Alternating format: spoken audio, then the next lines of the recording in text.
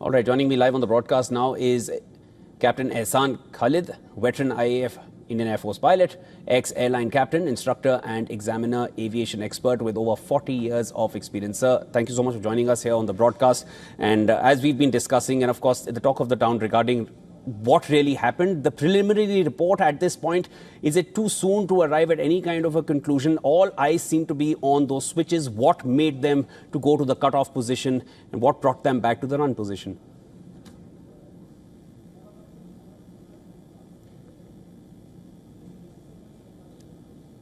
Sir, you'll just need to fix your audio. We're unable to hear you. At this point. Okay. Yeah, please go ahead. The thing is that, it is not too soon to come to a conclusion, because the conclusion has already been arrived at.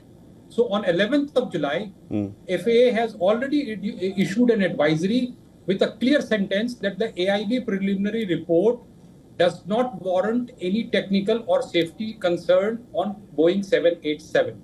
So this particular presumption that we should not come to a conclusion has already been concluded. That is one part. That is, there is no technical flaw with the aircraft. Number two, the fuel switches transitioning from on to off or off to on position, cut off to on position, is the reason of speculation. And we do not know whether the fuel switches were transitioned because of the electrical malfunction or MN4 chip malfunction, which the expert was also saying it is an GE advisory 2020 and 2021. Whether that malfunction, we do not know. We also do not know where the engines already malfunctioning from the time that it crossed the V1 speed and thereafter it continued, because why the landing gear was left down is also silent. The only thing that we know is that it did transition from run to cutoff at time 42 and then at 47. That is a time frame that it happened. Whether that happened in response to an engine failure which was already existing, we do not know. We do not know whether the pilot carried out a dual engine failure checklist, and during that checklist, did he ask, did you shut down the engine? He says, I did not do so, and thereafter the pilot would say, do it. So we do not know what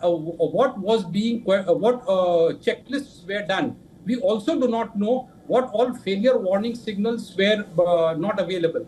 It is a wrong conclusion. It is a wrong hypothesis that the pilot saw the switches not in the off or on position, because there is a pilot flying, he's looking outside. There is a pilot who is monitoring the system. The pilot flying, in case of a failure, all pilots are trained to look at the warning messages, not at the switch position.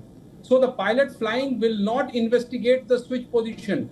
We are trained to trust the other pilot, and we are carrying out a checklist item by memory, and that is what is being done. So if the pilot who is flying, and he could not have inadvertently gone and switch it off, the pilot who was monitoring, if he went down to, he can also not do it inadvertently. That thing is out. It can only be done intentionally. And if he has done intentionally, pilot flying will not come to know of it, not in 10 seconds, not in 30 seconds, but not in half an hour that pilot flying would ever know that the switch was moved.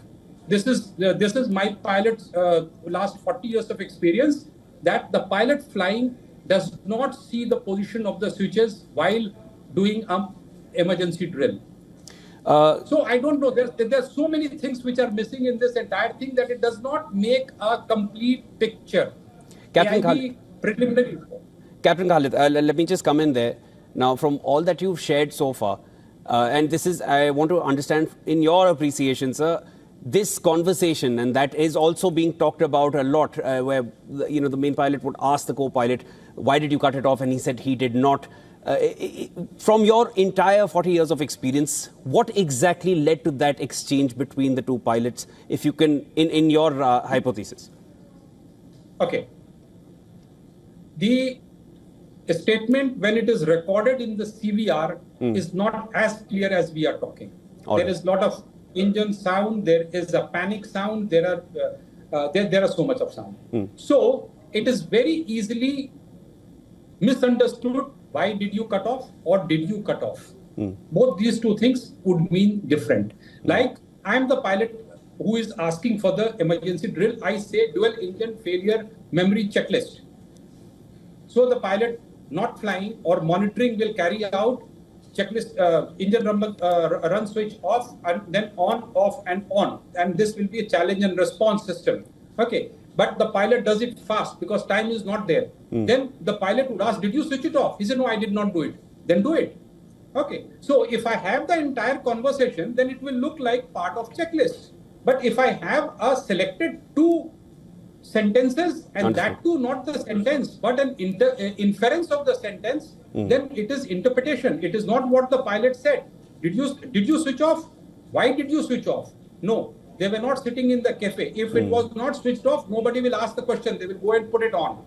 Okay. Once again, I will reiterate.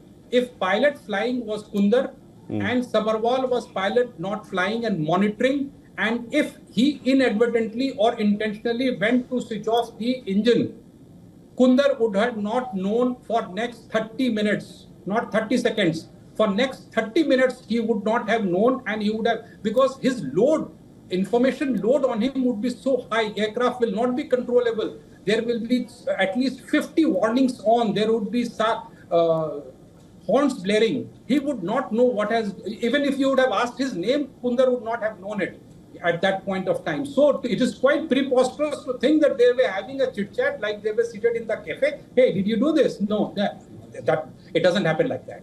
It's an excerpt from a conversation. We don't know. It's interpretation that is happening, and you need to understand the entire recording if there is more, not go to any kind of a conclusion given one word, one line exchanges between the two pilots. I will add to it, because when you put bits and pieces together, because 2018 SAIB is infructuous and irrelevant, but that has been introduced in AIB to give a semblance of chance that the switch could have moved on its own and not electrically. And then at a later stage, you would say that it was inadvertently moved because that lock. No, the switch had no lock problem, because we have the photograph.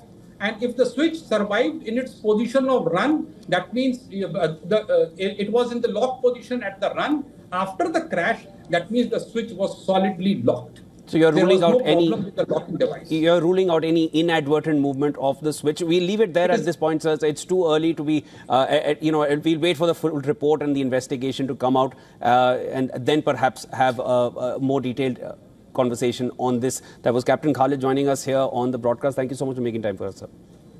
Thank you.